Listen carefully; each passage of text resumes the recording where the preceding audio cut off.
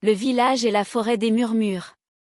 Dans le royaume enchanté d'Aetoria, niché au cœur de la forêt des murmures, vivait une jeune fille nommée Lyra Stardust.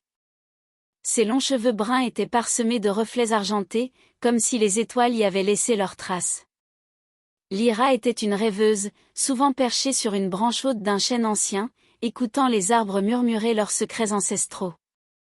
Les arbres parlent, Lyra, lui disait souvent Whisper, un renard argenté aux yeux aussi profonds que la nuit. Whisper était son fidèle compagnon, doué d'une intelligence surnaturelle. Lyra écoutait toujours avec fascination ces murmures éthérés, mais jamais elle ne s'était attendue à ce qui allait se passer ce jour-là. L'appel de la cascade d'argent.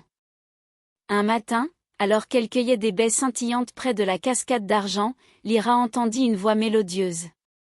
« Lyra, viens à moi !» Intriguée et un peu inquiète, elle suivit le son jusqu'à une grotte dissimulée derrière la chute d'eau. L'intérieur était baigné d'une lumière dorée. Au centre flottait une entité brillante et évanescente. Il se présenta sous le nom de Zéphyr, gardien des vents. L'ombre vorace menace Aetoria, expliqua Zéphyr.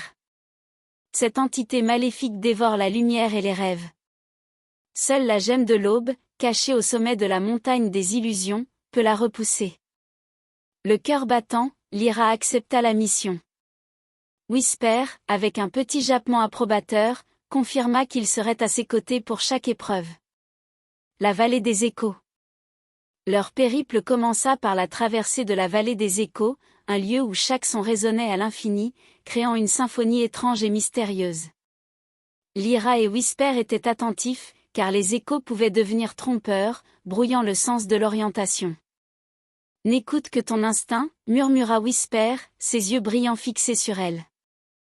En fermant les yeux et en se concentrant, Lyra trouva le chemin qui les mena hors de cette vallée hypnotique. Les plaines de cristal. Ensuite, ils atteignirent les plaines de cristal, un endroit où le sol reflétait le ciel comme un miroir parfait. En marchant, Lyra se sentait comme si elle flottait entre deux mondes. Mais les reflets montraient également des visions de doutes et de peur, tentant de la distraire. « Ne regarde pas ce qui te trouble, dit Whisper.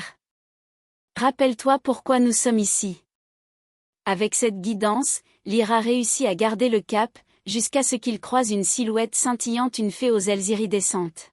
« Je suis Auroria, fée des aurores boréales. Je vais vous guider à travers les marais brumaux. » Les marais brumaux. Les marais brumaux étaient traîtres, remplis de illusions et de mirages. Les brumes dansaient et formaient des ombres mouvantes. Auroria utilisa la lumière de ses ailes pour disperser les brumes maléfiques, mais elle avertit Lyra. Seule la foi en toi-même pourra te protéger ici. Lyra ressentit des moments de désespoir, mais le regard confiant de Whisper et les encouragements d'Auroria l'aidèrent à avancer. Enfin, ils atteignirent la sortie des marais. Les cavernes de glace. Devant eux se dressaient les cavernes de glace, le dernier obstacle avant la montagne des illusions. Là, un golem immense et menaçant nommé Frostbeat gardait le passage. « Vous ne passerez pas », tonna Frostbeat, sa voix résonnant comme des glaçons brisés. Lyra comprit que la force brute ne suffirait pas. Elle se souvint alors des paroles de Zéphyr sur la puissance de la lumière intérieure. Avec Whisper, elle concentra toute la chaleur de leur amitié et l'offrit sous forme d'une flamme douce mais persistante. La chaleur fit fondre la glace du golem, révélant un œil lumineux et bienveillant. « Vous avez prouvé votre valeur », dit Frostbeat avant de disparaître, libérant le passage. La montagne des illusions.